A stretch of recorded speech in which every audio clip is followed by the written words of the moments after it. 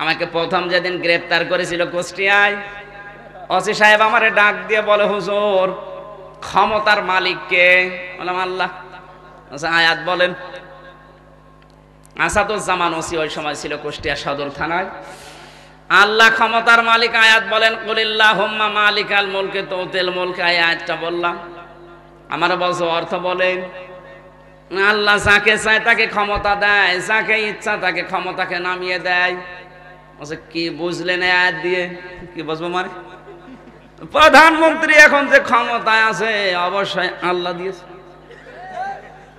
এই তো কোরআন ভালোই বুঝেছে। এতটুকুই শেষ করলেন না। আমি বললাম স্যার এখানে একটা কিন্তু গোপন তথ্য লুকিয়ে আছে, বলবো? বলেন। বিয়াদিহিল মুলক দেওয়ার পরে আল্লাহ কুলিল্লাহুম্মা মালিকাল মুলকি তুতিল মুলকা মান তাশা ওয়া তানজিউল মুলকা মিম্মান তাশা। এই যে ওয়া তুইজ্জু মান তাশা ওয়া তুদিল্লু মান তাশা বিয়াদিকাল খায়র দিয়েছেন। আল্লাহ যাকে ইচ্ছা ক্ষমতা দেয়, যাকে ইচ্ছা ক্ষমতা থেকে নামিয়ে দেয়। এতটুকু শেষ করে দেননি। এই আয়াতের পরবর্তী শব্দই হচ্ছে যাকে ইচ্ছা সম্মান দেন, যাকে ইচ্ছা অপমান করেন। স্যার এখানে কিন্তু ক্ষমতা দিলেই তাকে সম্মান দেওয়া হয় এ কথা নেই। কারণ পৃথিবী চাক্ষুষ প্রমাণ, অনেককে ক্ষমতার চেয়ারে বসে আল্লাহ জোতা পিটা খাওয়িয়েছে। তার বাস্তব প্রমাণ বুশ। ক্ষমতার মালিক আসলে কে? কিন্তু সম্মান ক্ষমতা পেলেই পাওয়া যাবে এটা ঠিক না, এটা কোরআনের কথা না। পৃথিবীর হাজারো মানুষকে দেখবেন ক্ষমতা নেই কিন্তু তার সম্মান দিয়েছেন আল্লাহ। যেমন পৃথিবীতে এখন আলেমরা, হয়তো তার ক্ষমতা নেই কিন্তু তাদের সম্মান, ওটা আপনি টাকা পয়সা দিয়ে কিনতে পারবেন না।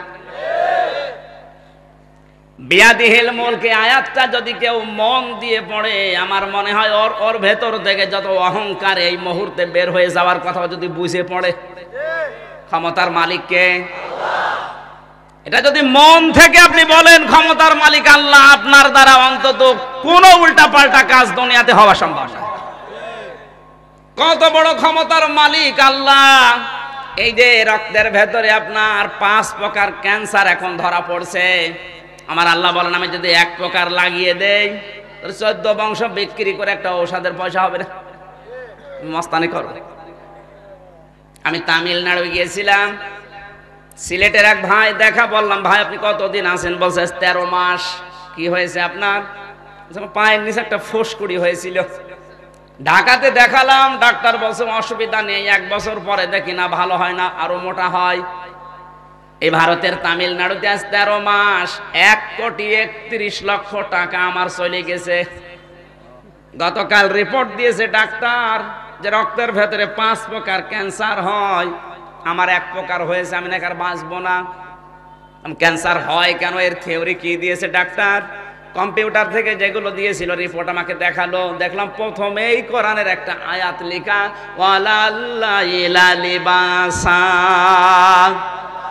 আল্লাহ তাআলা বলেন আমি রাতকে বানিয়েছি পোশাক। পোশাকের কাজ হচ্ছে জড়িয়ে থাকা। পোশাকের কাজ কি? রাতকে আল্লাহ পোশাক বানালেন কেন? এই যে দিন বানিয়েছেন 12 ঘন্টা আলো দিয়ে, রাত বানিয়েছেন 12 ঘন্টা অন্ধকার দিয়ে। ওই খ্রিস্টান ডাক্তার ভেলোরের তামিলনাড়ুতে, খ্রিস্টান ডাক্তার এই মুসলমান ভাইকে ডাক দিয়ে বলছে বেটা তোর এই ক্যান্সার হওয়ার পেছনে কারণ তুই নিজে। কারণ মানুষের এই যে চামড়া ভেদ করে রক্তের ভেতরে 5 প্রকার ক্যান্সারের প্রথম নাম্বারে যেটার একটা নাম দেখলাম ওখানে ইংরেজিতে লেখা আছে, প্রথমে এটা হওয়ার কারণ হচ্ছে এই শরীরের ভেতরে আমার আল্লাহ মেলাটোনিন নামে একটা ঔষধ বানিয়েছে, যেটা মাথার পেছন সাইড দিয়ে গ্ল্যান্ড দিয়ে বের হয় রাতের বেলা, যখন মানুষ অন্ধকারের সাথে মিশে ঘুমায়। আল্লাহ কি বলেছিলেন? ওয়ালাল্লাইলা, রাত বানিয়েছি পোশাক। পোশাকের কাজ মানুষের সাথে জড়িয়ে থাকা। রাত তো অন্ধকার, আপনি অন্ধকারের সাথে জড়িয়ে মিশিয়ে ঘুমাবেন। দিনের বেলায় তো সারা দিন আলোর ভেতরে কাজ করেন, রাতের বেলা অন্ধকার করে না ঘুমিয়ে মোবাইলের আলো, ফেসবুকের আলো, কম্পিউটারের আলো, টেলিভিশনের আলো, এমনকি ডিম লাইট জ্বালিয়ে ঘুমান। ওই লোকটা বলছে ডাক্তার আপনি যা বলেন সব মিলে গেছে। এই লোকটা আমারে বলছে, এই যে রিপোর্টের প্রথম নাম্বারে আয়াতটা দেওয়ার পরে খ্রিস্টান ডাক্তার আমাকে বলেছে মানুষের মাথার ভেতরে 5টা জিনিস আছে। কয়টা? এই পেছন দিকে মেলাটোনিন নামে একটা ঔষধ, রাতের বেলা আল্লাহ ওটা বের করে দেয় যখন আপনি অন্ধকারের সাথে মিশে ঘুমাবেন। বিজ্ঞান এখন বলেছে ওষুধের অনেক দাম এই ওষুধটার। এটা যখন যত তাড়াতাড়ি বের হয়ে রক্তের সাথে মিশে যায়, মানুষকে আল্লাহ ক্যান্সার থেকে বাঁচিয়ে দেয়। এই লোকটা যেহেতু দিনের বেলায় আলোতে ছিল, রাতের বেলাতেও আলোতে ছিল, ওটা তো বের হতে পারে না, এই জন্য ওরা ক্যান্সারে আক্রান্ত হয়েছে। তা আপনাকে এরকম ক্যান্সার লাগিয়ে দিতে আল্লাহর কি 10 বছর সময় লাগবে? বিয়াদিহিল মুলক, রাজত্বের মালিক, ক্ষমতার মালিক আল্লাহ। আপনি লাফালাফি করেন কি নিয়ে? একটু যদি চিন্তা করে আল্লাহর কোরআনের এই আয়াতটা পড়ে, ওর ভেতর থেকে যত আমিত্ব, অহংকার, রিয়া, হিংসা, লোভ সব বের হয়ে যাবে, তো পড়েই না।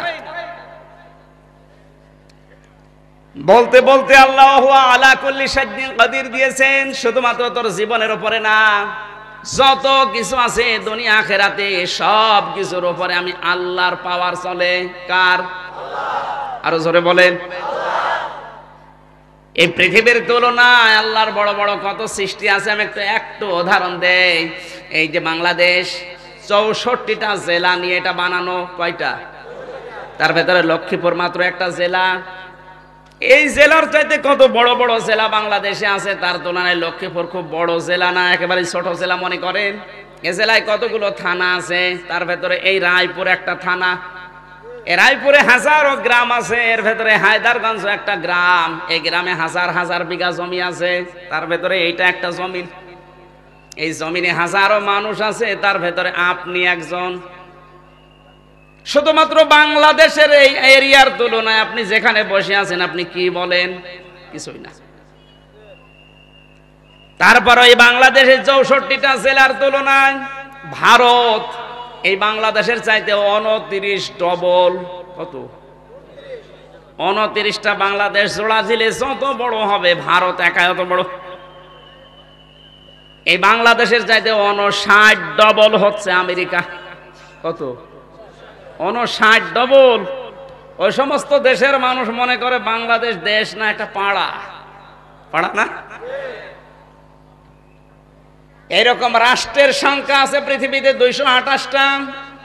আপনি ভূগোল পড়বেন, দেখবেন আল্লাহর পথে আপনার ঈমান যদি থাকে আরো বেড়ে যাবে। 228টা রাষ্ট্র মিলে এই পৃথিবী। এই পৃথিবীর তুলনায় যে সূর্যটা আলো দেয়, ওটা 13 লক্ষ গুণ বড়। সূর্যের তুলনায় 27 লক্ষ গুণ পর্যন্ত বড় আছে এক একটা তারকা। এই তারকা যখন ব্ল্যাক হোলের পাশ দিয়ে যায়, তখন চকলেটের মতো চুষে খেয়ে ফেলে। ফালা উকসিমু বিমাওয়াকিন নুজুম। জোরে বলেন আল্লাহু আকবার। আল্লাহ 1500 বছর আগে ব্ল্যাক হোলের কসম দিয়েছেন। অন্ধকার কূপ, অন্ধকার গর্ত। 1500 বছর আগে কসম দিলেন কোরআনে কারিমে ব্ল্যাক হোল। ওই ব্ল্যাক হোলের তুলনায় তারকা, তারকার তুলনায় সূর্য, সূর্যের তুলনায় পৃথিবী, পৃথিবীর তুলনায় বাংলাদেশ, বাংলাদেশের তুলনায় লক্ষ্মীপুর, এর তুলনায় রায়পুর, এর তুলনায় হায়দারগঞ্জ, এর তুলনায় আপনি বলেন। আল্লাহর এই যে বিশাল সৃষ্টি ব্ল্যাক হোল, মিল্কি ওয়ে, ছায়াপথ গ্যালাক্সি, নিহারিকা, এত বড় বড় বিশাল সৃষ্টির তুলনায় আপনি আল্লাহর কাছে কি? কিচ্ছু না। আর আপনার ভাব দেখে কে? এত পাওয়ার আপনার আসে কোত্থেকে? এই জন্য আল্লাহ আপনার দুর্বল জায়গায় আঘাত দিয়েছে। এই বেটা, এদিকে তাকা। হুয়া আলা কুল্লি শাইইন কাদির। তুই যত কিছু আছে সবার উপরে আমি আল্লাহর ক্ষমতা চলে। ওই ব্ল্যাক হোল ওটা আমার কথা মতো চলে। সুবহানাল্লাহ বলতে পারেন না? আপনার মাথা তো নত হয়ে যাওয়ার কথা।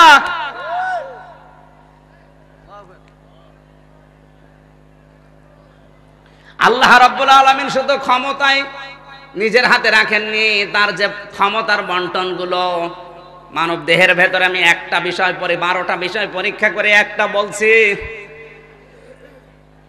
এই যে পিত্তিথলিতে যে রসগুলো পড়ে, আপনার খাবারগুলো যখন জমাট বাঁধার পর যখন হজম হওয়ার জন্য ওখানে রস দরকার হয়, আল্লাহ রাব্বুল আলামিন কোরআনে কারিমে শয়তানের প্রায় 11টা পর্যন্ত চরিত্র দিয়েছেন।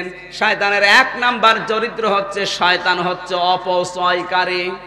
ইন্নাল মুবাদ্দিরিনা কানু ইখওয়ানাশ শায়াতিন ওয়া কানা শাইতানু লিরাব্বিহি কাফুরা। শয়তান কি? কথা বলা লাগবে।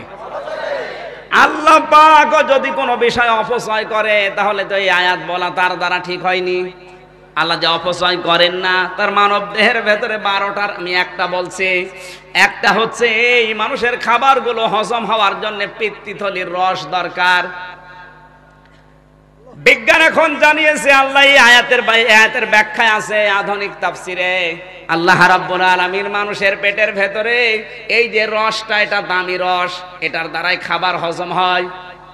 যখন আপনি খাবারগুলো পেটের ভেতরে হজম করার জন্য ওই রসগুলো থলি থলি পড়তে থাকে, যখন খাবার হজম হয়ে যায় আস্তে করে অটোমেটিক ওটা বন্ধ হয়ে যায়।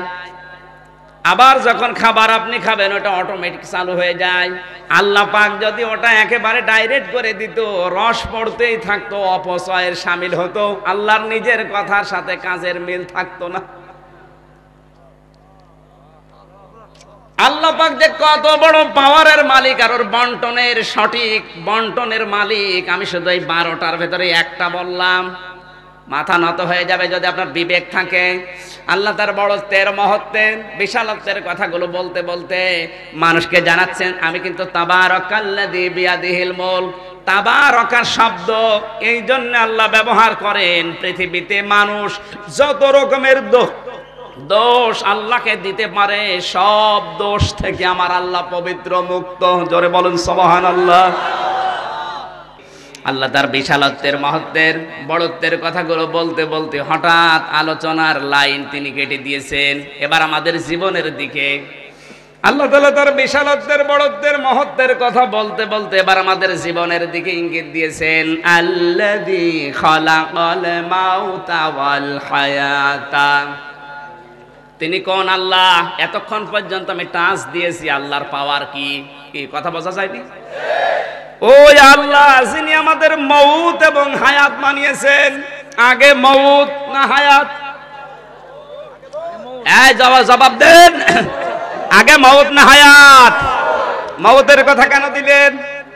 তাফসিরের ভেতরে দেখেছি মউতের কথা আল্লাহ এই কারণে দিয়েছেন, আল্লাহ পাক মানুষকে স্মরণ করাতে চায়, বান্দা তুমি যত উপরে ওঠো না কেন এই কথা স্মরণ করবা যে মরা লাগবে। কোরআন যদি আমরা এইভাবে পড়তে পারতাম তাহলে আমাদের মস্তানি সব দূর হয়ে যেত। আল্লাযী খালাকাল মাউতা ওয়াল হায়াতা। আগে মউত না হায়াত? আরো জোরে। মউতের কথা কেন দিলেন বুঝেছেন? আপনি পৃথিবীর যত বড় দায়িত্ব পান না কেন এই কথা চিন্তা করে দায়িত্ব পালন করবেন যে আল্লাহ আমার তো মরা লাগবে। আমি প্রথমে শুরু করেছিলাম এই কথা দিয়ে, পৃথিবীতে কেউ স্থায়ী হয় না, হোক না সে ফেরাউন কিংবা নমরুদ, কেউ ভবে চিরকাল রয় না।